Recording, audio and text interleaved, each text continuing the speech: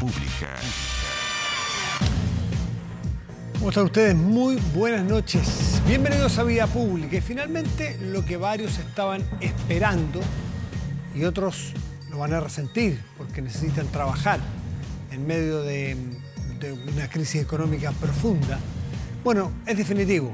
Este lunes 21 de junio será feriado, igual que el lunes que sigue, por si acaso, 2 lunes seguidos feriados. El de este lunes 21 en conmemoración al Día de los Pueblos Originarios. Así quedó establecido luego de que el Congreso aprobara el veto enviado por el Ejecutivo, acordado junto a los senadores. La iniciativa contempla que este feriado será agregado al calendario sin eliminar ninguno a cambio, como se había propuesto inicialmente respecto al 12 de octubre, por ejemplo. Bueno, asimismo, se estipula que a partir de 2022 el festivo que homenajea, que recuerda, que conmemora justamente a los pueblos originarios dependerá del solsticio de invierno en el hemisferio sur. De forma excepcional será feriado este lunes 21, a pesar de que el solsticio será el domingo. Un feriado que desde el Ministerio de Salud advirtieron además que preocupa por el aumento de la movilidad que se puede generar entre regiones porque significa un fin de semana largo, es decir, son 2 fines de semana largos. La pregunta que algunos se hacen ¿es atinado producir 2 fines de semana largos considerando la condición sanitaria y considerando la situación económica? Cuando baje el flujo de personas, cuando hay pymes que necesitan vender, que necesitan trabajar, que necesitan tener abiertos sus locales, un día menos de producción, cuando un pyme tiene que pagar la misma cantidad de empleo, la misma cantidad de arriendo, dividir sus ventas en menos días, o sea, sus costos y sus ventas en menos días, puede ser muy complicado. A veces, claro, suena bien un feriado, sí, a todos nos va a gustar estar el lunes, levantarnos más tarde, pero tienen efecto estas cosas, aunque suene pesado decirlo, discúlpenme. Vamos a la mesa.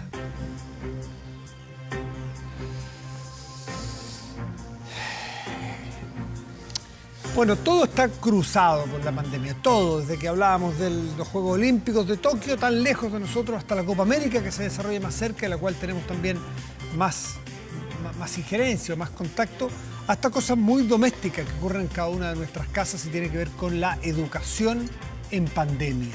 Se ha hablado mucho en este año y medio prácticamente, pero hay algo que ha sido prácticamente inamovible, que es la opinión del Colegio de Profesores respecto a qué debe ocurrir, cuáles son los riesgos que a juicio de ellos hay y que debe mantenerse, al menos por ahora, la situación de colegios cerrados o muchos de los colegios cerrados. Bueno, ahora los que están en cuarentena 1, por lo pronto, ¿cuál es la noticia? Usted dirá, bueno, pero eso lo venimos hablando todo el año. Es que hay una novedad, pues. El colegio médico, en el plan que hace este Cero COVID, o COVID-0, plantea que jardines infantiles, educación básica, progresivamente, pueden ir abriendo incluso fase 1. El Colegio de Profesores dijo, imposible. ¿No es así, Carlos Díaz, presidente del Colegio de Profesores, que está con nosotros? Carlos, buenas noches. Gracias por recibirnos. ¿Cómo le va? Buenas noches, Matías. Un gusto también de saludarlo. Muy bien. Bueno, efectivamente, pero creo, Matías, que es importante y necesario, partiendo de esta conversación, poner algún elemento que me parece clave y central para entender nuestro planteamiento. A ver. En primer lugar, las profesoras y profesores de Chile queremos volver a la presencialidad, porque sabemos y reconocemos, como lo sabe todo el mundo, de que nada reemplaza la clase presencial. Entonces, muy importante dejar en claro esto porque pareciera o se hace ver como que el Colegio de Profesores o los docentes en Chile no queremos volver a la presencialidad y eso no es así. ¿En qué se nota, Carlos, esa intención, esas ganas de volver? ¿En qué se nota? Yo no lo he notado, para serle franco. Ya, primero que nada se nota en todo el compromiso que han tenido los docentes durante más de un año de pandemia y que da cuenta precisamente del compromiso y de la vocación que tienen los docentes para llevar a cabo su labor. Pero también en que somos muy respetuosos y escuchamos porque somos nosotros los que estamos a diario con nuestras comunidades educativas. Vamos de poco. Y sabemos muy bien lo que piensan las madres, los padres, los apoderados, los asistentes de la educación respecto de las condiciones en las cuales trabajamos hoy día las profesoras y profesores de Chile. Vamos de a poco. Primero, de la vocación y de los aperrados, disculpe el término, de los profes en Chile, no discutiremos ni 30 segundos porque creo que todos lo sabemos. Sí, como dicen los gringos, next. Vamos a lo siguiente, eso lo damos por descontado, estamos de acuerdo, es una labor fundamental, tenemos que valorarla más. Sin profes no tenemos mejor educación, se sacan la mugre, para ellos es muy difícil hacerlo virtualmente, por lo tanto, no es una crítica a los profesores y la labor del profesorado. Para dejarlo súper claro. Segundo tema, ustedes dicen que son los que más saben o son los que saben qué es lo que quieren los padres, qué es lo que quieren los apoderados. ¿Y por qué no dejamos abiertos los colegios cuando se pueda? Nadie quiere arriesgar a nadie, pero en fase 2, ni siquiera 1 como dice el Colegio Médico, en fase 2 ustedes también se negaban, o en fase 3 también se niegan. ¿Por qué no dejamos que los padres decidan en vez de ustedes ser los intérpretes de los padres y madres? Primero, Matías, creo que es importante recordar que el Consejo Asesor COVID 2020 y el gobierno durante todo el año 2020 plantearon que la fase para volver a la presencialidad era la fase 4. Exactamente lo mismo que decimos nosotros. El tema es que este año en enero eso se modificó. No lo modificamos nosotros, lo modificó el gobierno. Pero la pandemia continúa. Y los índices que tenemos hoy día de pandemia, de contagio, son peores que los del año pasado. Y los problemas hospitalarios que tenemos hoy día, con todo lo que todos sabemos respecto de la inexistencia de camas o la cantidad de camas mínimas que quedan, son peores que el año pasado. Perdón, Carlos, ¿qué índices son peores que los del año pasado y a qué fecha del año pasado se refiere? O sea, si usted analiza los índices de este año, hemos tenido sobre 9.000 contagios. ¿Cuándo fue eso? ¿Cuándo fue eso? Fue hace pocas semanas atrás. 9 de abril. Y claro, el mismo día en que el ministro de Educación llamaba y convocaba a abrir los establecimientos educacionales. Okay. Y hoy día tenemos un nivel en los hospitales que está por sobre un 97% de falta de uso de camas. Coincidamos en que no era prudente abrir los colegios el 9 de abril, que había un pic. Pero ¿qué pasó en octubre, en noviembre, en diciembre del año pasado? ¿Dónde estaba el ímpetu de ustedes porque los colegios volvieran? No lo vimos. Bueno, cuando había 2.000 o 3.000 casos no lo vimos.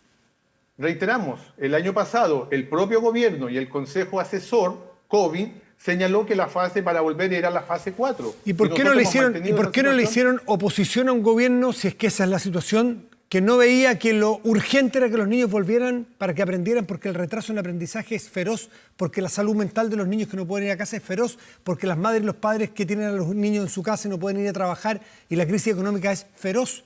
Yo no los vi tan entusiasmados en noviembre y en diciembre. ¿Ustedes? A ver, Matías, primero que nada, aclararle que en realidad los colegios no son guardería y no tiene que ver con que los padres tengan que ir a trabajar. No fue el único factor que le puse, fue el cuarto factor que le puse. El primero le puse aprendizaje. Perfecto, déjeme terminar. Sí. Entonces, el tema central aquí no es que los colegios se conciban como una guardería y por tanto, como los padres tienen que ir a trabajar, hay que ver quién cuida a los niños y mandémoslos a la escuela. Esa no es la labor de las escuelas. Usted sabe perfectamente que no ese es el argumento principal que le di, es el cuarto argumento que le di. En esa línea, nosotros somos muy claros, quién más que las profesoras y profesores de Chile sabemos lo que significa la situación para la salud mental de nuestros estudiantes. ¿Y los padres? Pero hoy día estamos... ¿Quién más? Los por padres. Supuesto, claro. Y la realidad, ¿qué nos dice, Matías?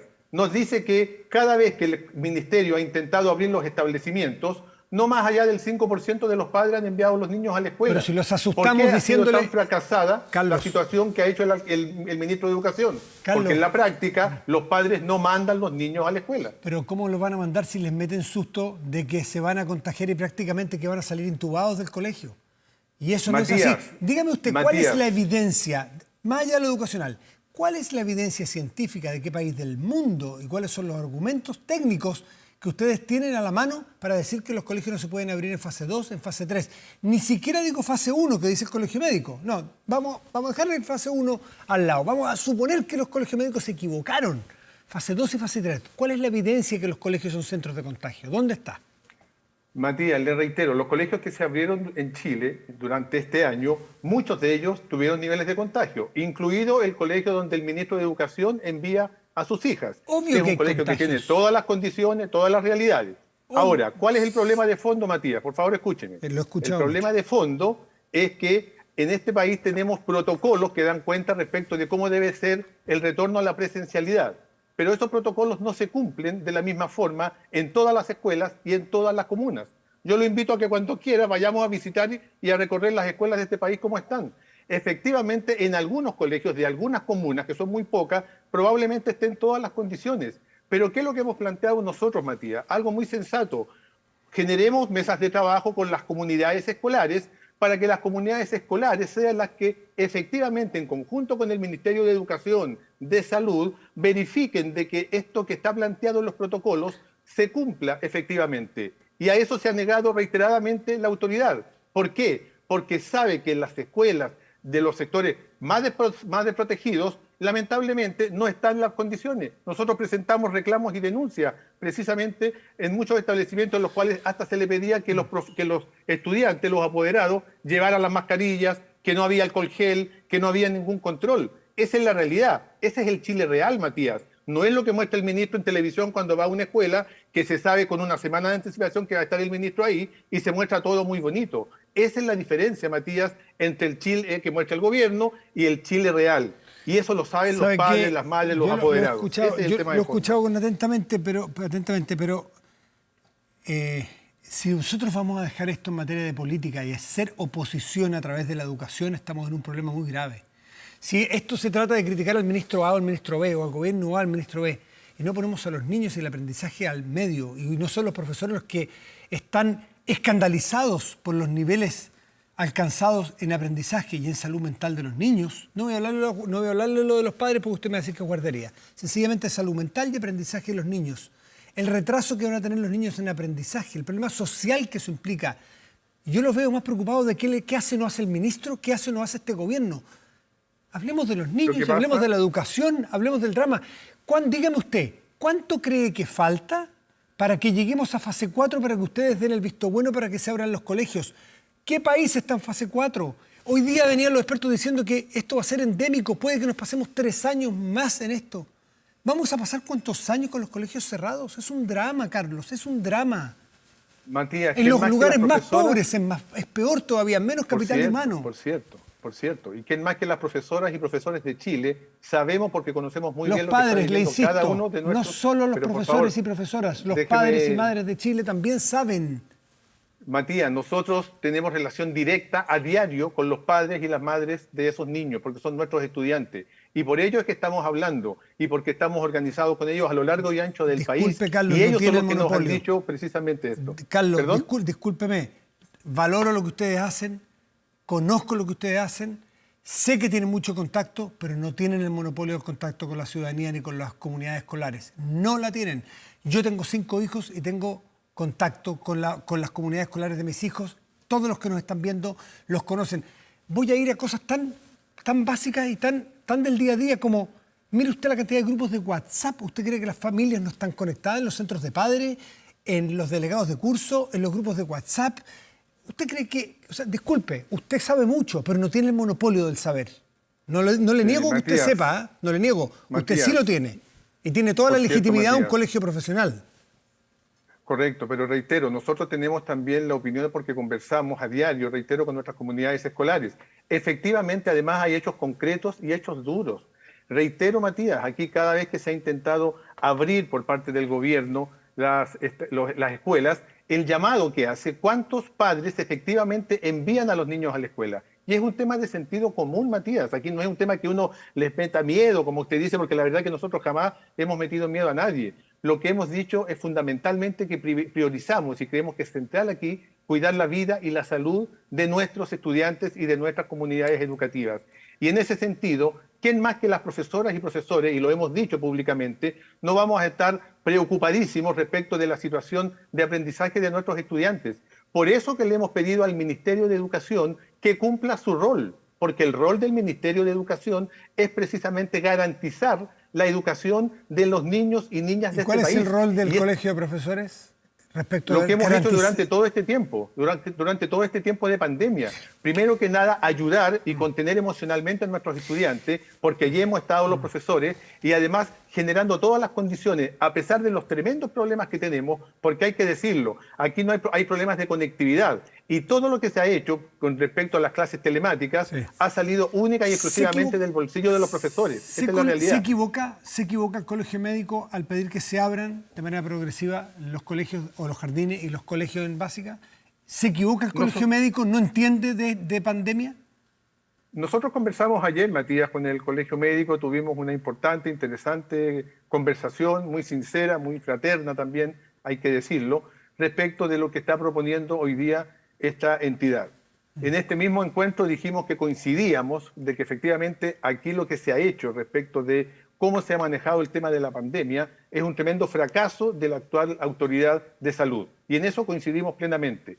Coincidimos también en varios aspectos del plan que ellos plantean.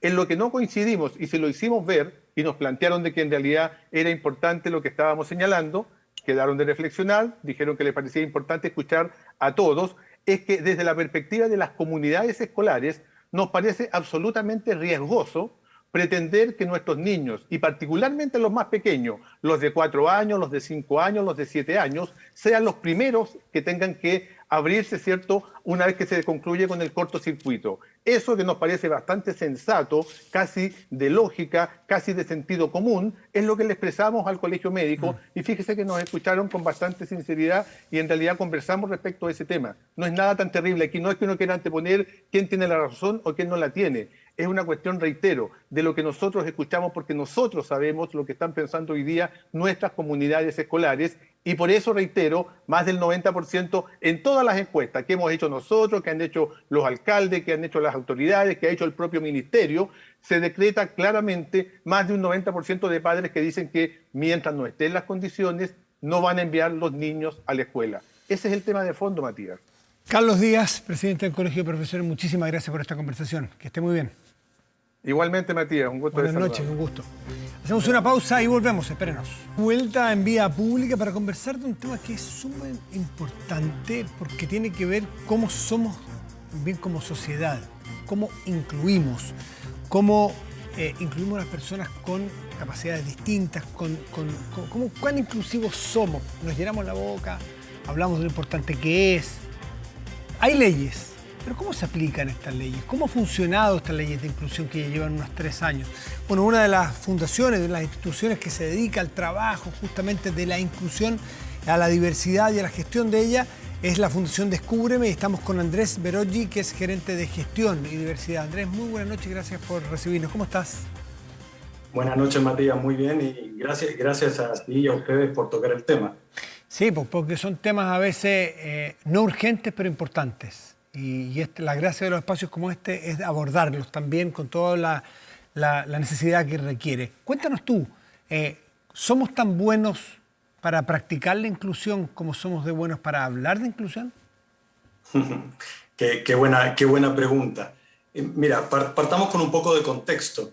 En la discapacidad en Chile, según la última encuesta nacional de discapacidad, básicamente 2,8 millones de chilenos están considerados con algún grado de discapacidad.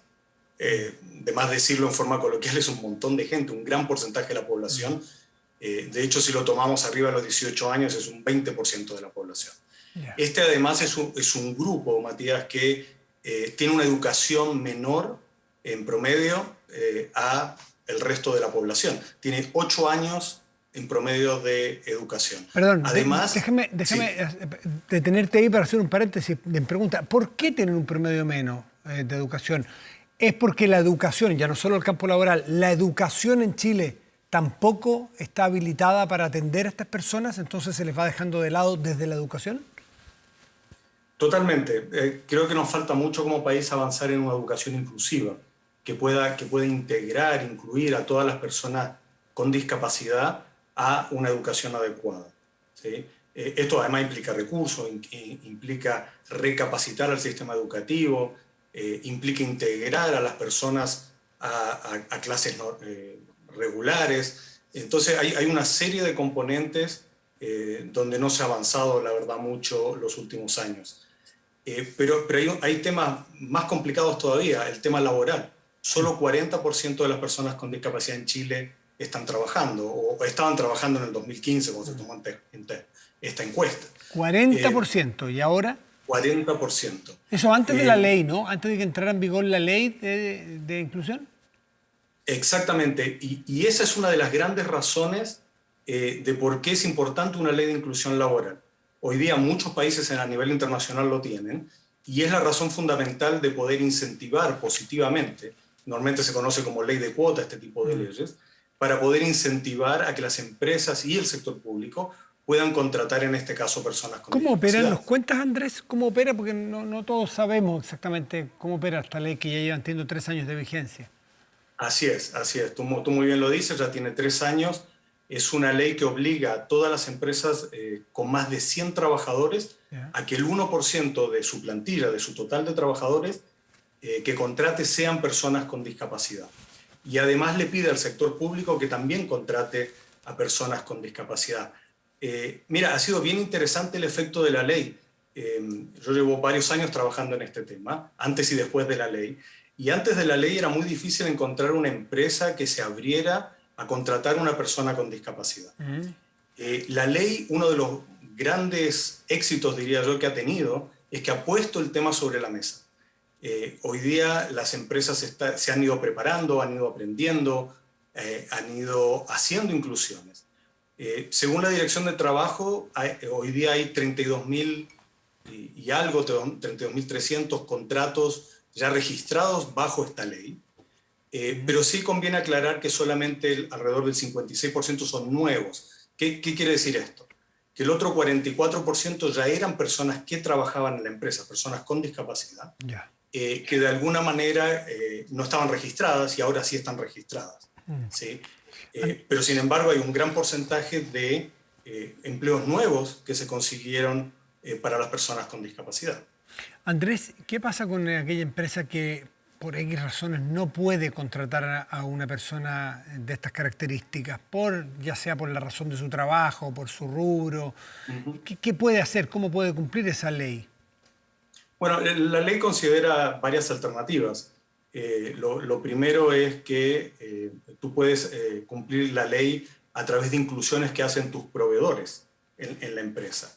Ya. Lo segundo es que tú puedes hacer una donación para cumplir la ley, y esa donación va a proyectos aprobados por el Ministerio de Desarrollo Social, proyectos cuyo objetivo también es incentivar la inclusión laboral. Okay. De hecho, la Fundación Descúbreme tiene varios proyectos inscritos donde recibimos donaciones de empresas. Sin embargo, en la práctica, Matías, nosotros trabajamos con un montón de rubros y con un montón de tipos de empresas internacionales, nacionales, grandes, medianas, minería, retail, salmonera, etc. Y la verdad que básicamente lo que hemos aprendido todos en esto es que cualquier empresa que tenga la voluntad de incluir puede incluir. Ser. Está medido, hemos hablado mucho de lo cuantitativo. Me gustaría un segundo ya aprovechar tu expertise en porque eso lo podemos leer en encuestas. Lo cualitativo, ¿está medido qué es lo que pasa en una organización donde entran estas personas? Porque tengo la sensación, y la verdad que conozco algunos casos, donde se gana mucho más, o sea, esa persona que entra aporta mucho más desde lo cualitativo por sus calidades personales, por lo que produce en el equipo, por la solidaridad de ayudarlo a él, por ejemplo, o ella. Entra una persona con una determinada discapacidad, de alguna manera los equipos se tornan solidariamente, colaborativamente, que muchas veces la empresa, por Dios que falta, y que bien hace, en función del ambiente que genera esa persona. Es decir, voy a decirlo bien brutalmente, hay algunos que creen que puede ser un cacho, no se han dado cuenta en la oportunidad que es para girar el ambiente hacia algo distinto. ¿Está medido Así eso? es. Sí, nosotros de hecho hemos hecho varios estudios y la verdad que me encanta tu pregunta, Matías, te lo agradezco, porque la primera aproximación, sobre todo cuando uno no tiene relación con una persona con discapacidad, es que uno tiene una serie de mitos y prejuicios, Claro. decir, no, esta persona tiene problemas de salud, va a faltar, no me va a poder cumplir, no tiene la capacidad para hacerlo. Y cuando uno se embarca en esta aventura de la inclusión laboral, se da cuenta que es todo lo contrario. De hecho, nosotros tenemos medido y tenemos varios casos también en que, por ejemplo, han mejorado el clima laboral, como tú decías, ¿no? Y el ambiente de trabajo mejora. Segundo, yo te decía que en general las personas con discapacidad en promedio tienen menos educación, les cuesta conseguir trabajo. La gran mayoría viene de percentiles bajos de ingreso. Entonces, y muchas de las personas que nosotros hemos incluido, este es su primer trabajo. Y el nivel de lealtad, de agradecimiento y de compromiso que tienen con el trabajo de la empresa, la verdad que es una muestra para los otros trabajadores, el nivel de cumplimiento, de horarios, etc. Y lo otro interesante que hemos medido es que, porque uno de los grandes mitos es, bueno, la persona tiene una discapacidad, por lo tanto va a faltar más al trabajo. Y eso es justo lo contrario, por lo que acabo de explicar. Nosotros lo hemos medido y los empleados regulares tienen mucha más inasistencias y ausencias a los trabajos que las personas con discapacidad. Sí, y hay otro, perdona Matías, hay otro tema súper interesante, que es que le da además a la empresa otra perspectiva. Cuando yo te comento que hay 2,8 millones de personas en Chile que tienen algún grado de discapacidad, bueno, y la empresa tiene un empleado que tiene discapacidad, mira qué interesante para ser creativos, armar productos que atiendan a este segmento, por ejemplo, ¿sí? E innovar. Sí, claro. Cuéntame una cosa, esta ley en vigencia hace 3 años. ¿Qué perfeccionamiento se le podría hacer a esta ley? Ya puesta a prueba, habiendo recorrido harto kilometraje la ley. ¿Qué fallas denotan ustedes que pudieran ser mejoradas? Mira, lo primero es que esta es una ley muy interesante, porque en la misma ley dice que se va a revisar a los 3 años. ¿Sí? Qué interesante además para aplicarlo a otras leyes, ¿no? del país. Entonces, hoy día hay un proceso formal de revisión donde nosotros hemos enviado nuestros comentarios y hay varios temas que hoy día son totalmente perfectibles. Un gran tema es el sector público. El sector público se rige por un estatuto administrativo que lo que pide es educación media y salud compatible con el cargo. Y eso ha sido una tremenda barrera para que el sector público pueda contratar personas con discapacidad. Entonces, una de las cosas que estamos pidiendo es poder revisar el estatuto administrativo y poder modificarlo. Si nos vamos al sector privado, aquí lo primero sería interesante poder fortalecer la fiscalización, ¿sí? Todos sabemos que si no hay fiscalización, el porcentaje de personas o de empresas, en este caso, que cumplen la ley es menor. Entonces, eso creemos que hay que fortalecerlo. Lo segundo es poder incentivar a las empresas a hacer los ajustes adecuados. ¿Qué significa los ajustes adecuados? Significa que cada inclusión es individual, es distinta, y hay que ajustar el tipo de trabajo o la forma de trabajo o el software que se usa para el trabajo y para la persona con discapacidad. Sería súper interesante, porque esto obviamente hay que hacer una inversión, que pueda tener, por ejemplo, beneficios tributarios, esa inversión que hace la empresa, ¿no? Es buena idea. ¿No? Sí, y lo último es, por ejemplo, revisar el porcentaje. Hoy día hablamos del 1%. El 1% es el porcentaje más bajo a nivel mundial y nos parece súper importante empezar con un porcentaje bajo. Sin embargo, los otros países están en un 4, un 5 y hasta un 7% de requerimiento. Andrés Veroggi, que es gerente de gestión y diversidad de Fundación Descúbreme, haciendo este balance somero, rápido, de lo que nos permite, pero poniendo el foco en esta ley de inclusión que se cumple en 3 años y que tiene estos desafíos que tú has planteado. Gracias por traer este tema a esta mesa de conversación. Gracias a ti, Matías, que estés muy bien. Chao, Andrés, buenas noches. Pausa y volvemos, espérenos.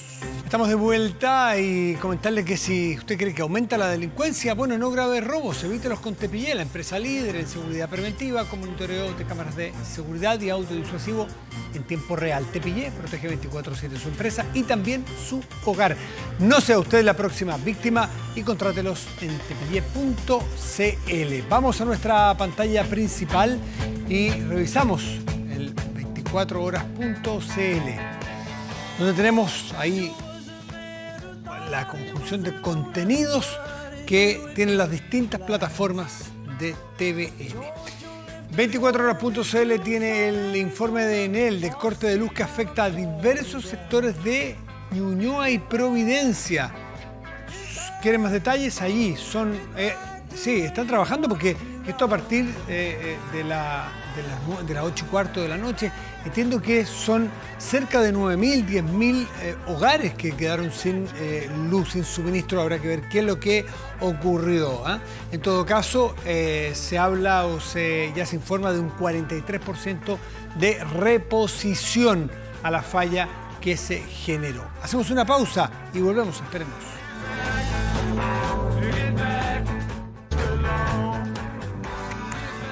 Estamos de vuelta y de inmediato revisamos la temperatura de este momento en la región metropolitana.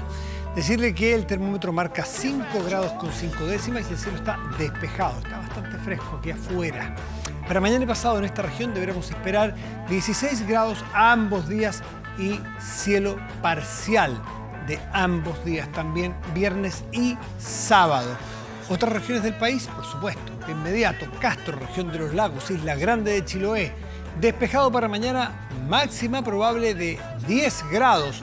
Y en San Antonio, ciudad puerto, en la región de Valparaíso, tendrá cielo nublado y una máxima probable de 13 grados. Estamos a minutos nada más del 18 de junio, ¿no es así? Y con la música de fondo recordamos a Sir Paul McCartney, quien cumplirá 79 años. El ex Beatle, plenamente vigente, continúa trabajando en su nuevo disco. Pero para los fanáticos, no solo de él, sino del cuarteto de Liverpool, hay noticias, porque fue confirmada la emisión del documental Get Back, material que contará en 3 capítulos de 2 horas cada uno la historia del último disco de Beatles, antes de su separación hace ya más de 50 años. Mire usted.